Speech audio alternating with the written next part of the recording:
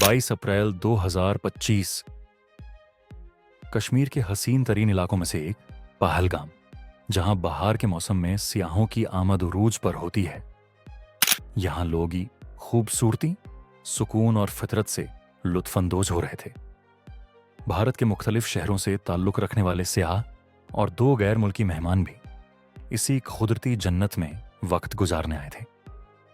सब कुछ मामूल के मुताबिक था कि अचानक गोलियों की आवाज ने फजा को चीर कर रख दिया।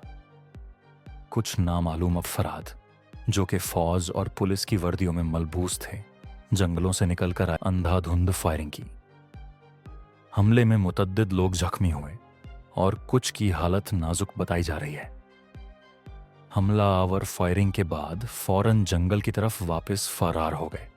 उनके चेहरों पर नकाब थे, लेकिन अंदाजा हो रहा था कि वो न सिर्फ तरबियत याफ्ता थे, बल्कि उनके पास जदीद असलहा भी मौजूद था। भारतीय मीडिया ने हसब रिवायत किसी तहकीकात या सबूत के बगैर फौरन ये दावा कर दिया कि ये हमला पाकिस्तान ने करवाया है। TRF यानी दी रेजिस्टेंस फ्रंट ने इस हमले की जिम्मेदारी कबूल की और भारतीय चैनल्स ने उसी वक्त इसे पाकिस्तान से जोड़ना शुरू कर दिया। लेकिन सवाल ये है कि TRF आखिर है क्या और ये किसके इशारों पर काम करती है। कई रिपोर्ट्स में ये भी सामने आ चुका है कि TRF को सबसे ज्यादा कवरेज और मालूमात खुद भारतीय इंटेलिजेंस इदारों ने दी है।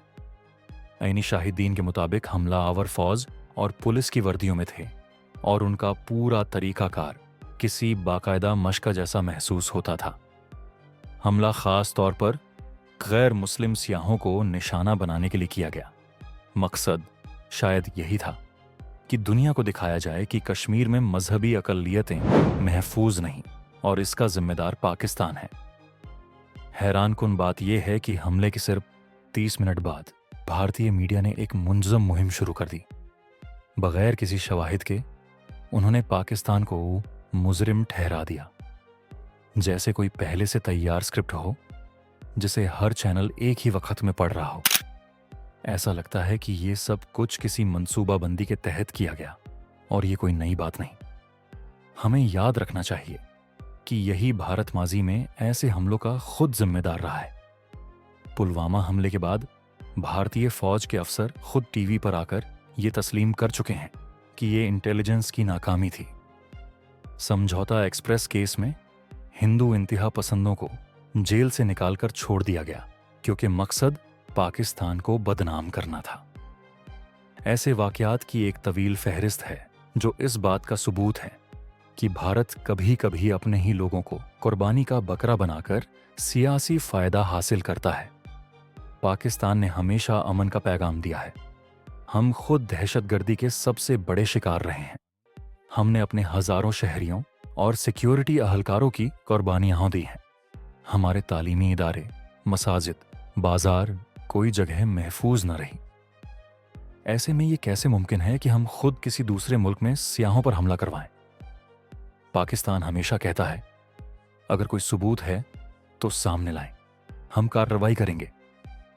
लेकिन भारत ने कभी कोई ठोस सबूत बराहम नहीं किया, सिर्फ इल्जामात लगाए। हकीकत यह है कि यह हमला ऐसे वक्त पर किया गया जब कश्मीर में तहरीक आज़ादी जोर पकड़ रही थी और भारत को आलमी दबाव का सामना था। ऐसे मौके पर इस किस्म का हमला भारत के लिए एक मौका बन सकता था कि दुनिया की तवज्जो तहरीक से हटाकर एक झूठी दहशतगर्दी के वाक़ये पर मरकूज कर दी जाए। सवाल यह है कि आखिर कब तक भारत उसी पुराने ड्रामे को दोहराता रहेगा? कब तक इल्जाम पाकिस्तान पर लगाया जाता रहेगा?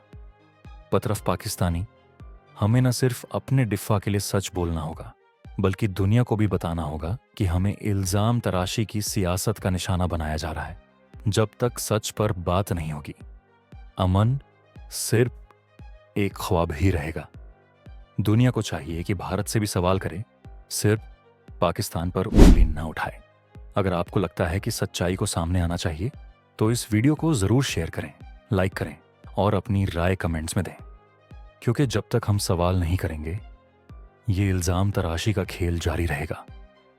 अल्लाह हमें सच, इंसाफ और अमन की राह पर चलने की तौफीक दे। आमीन।